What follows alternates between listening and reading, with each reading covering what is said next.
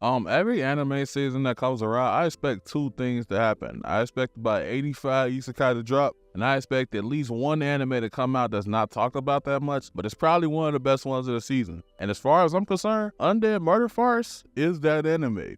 I really love this show. Undead Murder Farce has a super unique premise. I've never watched anything like it, and it's super refreshing to see a new and original idea like this. It's a supernatural murder mystery show. Undead Murder Farce is also another one of those shows that really make you think, so I feel like this show was pretty much made for me. So pull up a chair, let's chop it up. Today we're going to be talking about Undead Murder Farce. But before we get into it, as always, make sure you hit the like and subscribe button for more anime analysis and review videos just like this one. Also hit the notification bell to know about future uploads. So, and we ain't done this in a while. No, we do things right here. First, we start off with the story. The story in the show is really enjoyable. It's a series of murder mysteries that leads them towards a bigger goal and conflict. Our story follows our main protagonist trio, Suguru, Aya, and Shizuku. Suguru was sort of a circus performer before he met Aya and Shizuku. We learn early on that he's half human, half Oni, and he was experimented on and turned into that by this guy named Professor Moriarty. When Aya and Shizuku pay him a visit, we learn that Aya is another supernatural being called an immortal. We learn that Suguru doesn't have much longer to live, and we also found out that the professor ended up stealing Aya's body. Aya also has means of keeping Suguru alive, so they make a deal, and the three form this detective unit and solve mysteries with the intention of getting closer to him, so eventually they can get Aya her body back. That's pretty much the basis of the story. So I really like how they handled this because everything connects and the dynamic during these mysteries change so much. It makes the show super unpredictable. The mysteries are only straightforward and simple to one person, and that's Aya. Shuddy really got a good head on her show. Damn.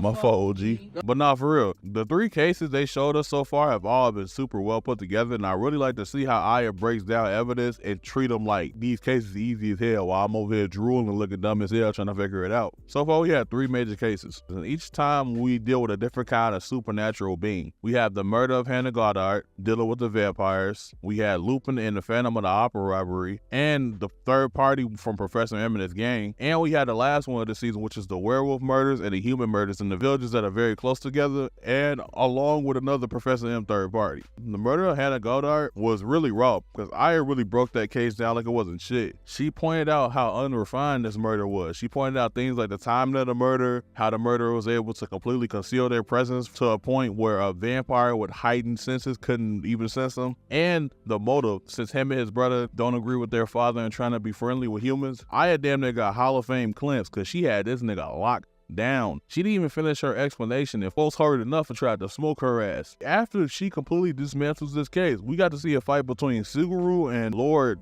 Godart's son Ryol. And boy, we're gonna put fight in quotes because Suguru beat the spooky out of that nigga. Suguru a really funny nigga because he always acted like he weak as hell at first, and then he ended up embarrassing the nigga. Earlier, he let his son Claude straight up like bitch him. He just played it off like, yeah, he don't want shit for. I'm weak as hell. It's cool. But I can assure you that his brother did not run into the same nigga. Suguru wasn't even taking this fight seriously. He still put folks in the holy water dip backwood. That beating was bad too, fool. That beating should have been on Svengoolie. He beat folks so bad that Marceline, her dad, and Count Von Count from Sesame Street attended his funeral just to see how bad it was. And to make it worse, he pulls her back to the room that they're in and says, my work is done. He said that fight was a light workout before breakfast. I was like, damn, that's crazy disrespectful, dog. The next case was a Lupin robbery case. This isn't like the typical investigation in the show because Lupin told them in advance that he was going to steal the penultimate night, and he told them the exact time he was going to steal it, which is some crazy ass confidence, but I digress. We actually got to see Aya butt heads with Sherlock Holmes. Niggas was having a smart off, but I was over here sitting stupid as hell trying to spectate.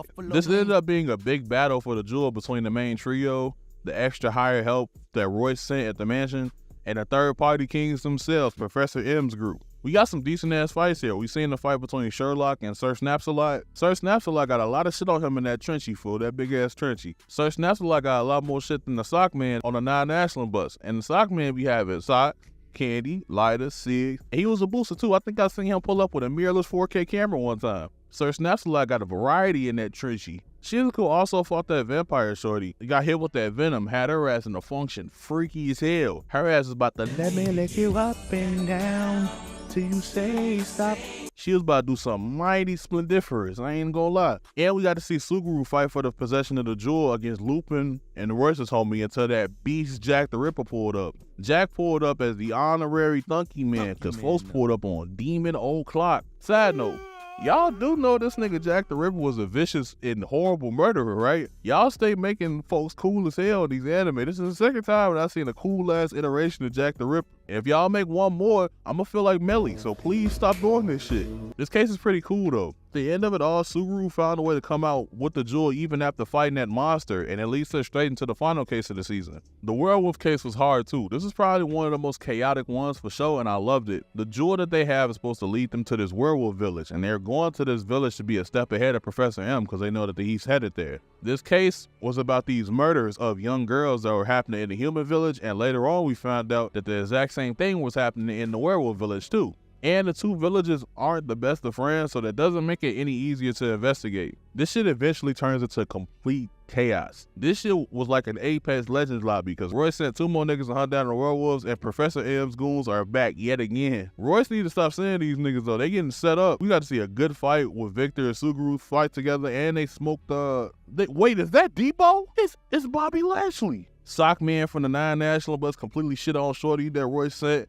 And we got to see a quick little fight between Shizuku and Carmella again. The finale was hard, I'm not gonna lie. Linking it back to the Rosa lady from the beginning of the arc and having Ju pose as Nora, and the couple's crippled daughter having her pose as her too, was genius. And later on find out that Ju and their daughter actually came up with that plan together because they both hated their respective villages was raw as hell. Then we got a quick little tussle that looked really good, by the way. The quick little tussle between Suguru and Ju. And then we found out that Aya didn't realize her true motive, which was she was trying to save all the wolf girls in the village because they were going to be turned into priestess when they turned 13. They were just going to be used to breed, pretty much. This shit was crazy. They set up the next season something nice too, because Victor told Suguru that Aya's body is safe and it's in London, and shit about to go down next season, and I cannot wait. I can't wait at all, man. Now, move on to characters and character interactions. Our main cast here is great, gang. I'm not gonna lie. They all mesh together so well. Everyone we've met so far has been great and interesting, so let's run through a few. Suguru is funny as hell.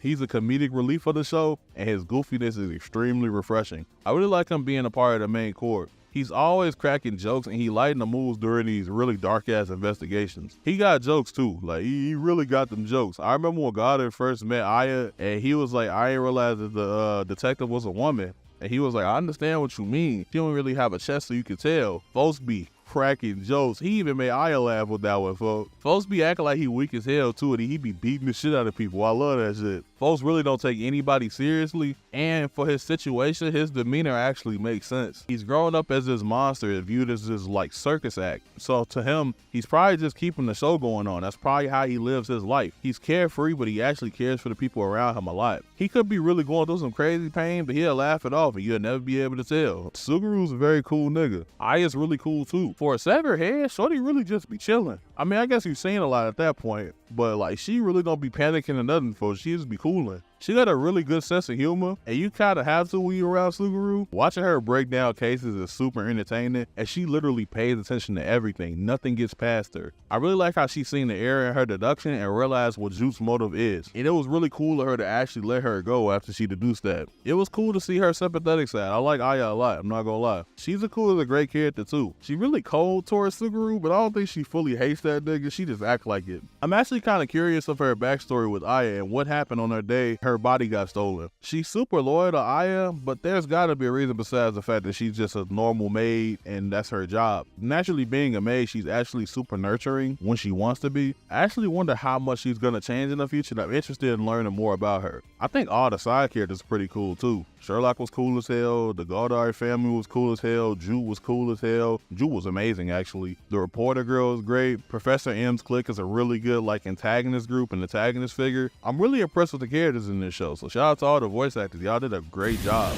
Now let's move on to looks, presentation, and music. The show actually looks really good in my opinion. The fight scenes look really cool and creative. They actually tried to make this good and they succeeded. I really appreciate the effort. Certain fights really look crazy. Like the fight between Jute and Suguru in the cave when they were fighting in the dark was super creative. I've never seen anything like that. I really like how they did the visuals in this show. The music is really good. Actually, when I was watching this show, there were several times where I heard something like in the background, and it'll sound hard if I actually sampled it. For I really wanted to sample some shit in this show. Not to mention that the intro and outro things are also phenomenal. So great job on the music. Great job on the whole team that worked on this. Overall, if you want something really fresh and thought-provoking, I think you should give Undead Murder Farce a try. This season didn't have a single dull moment, and it felt rewarding to actually sit there and try to solve the mysteries myself and see if they were right at the end. This show is super intelligent and offers some comedy and a good portion of action, so there's a lot that you can love in this show. This is a show that I think anyone could watch. It's only 13 episodes, a quick and worthy binge, so please go check it out. I promise you I will not steer you wrong. You will like this. But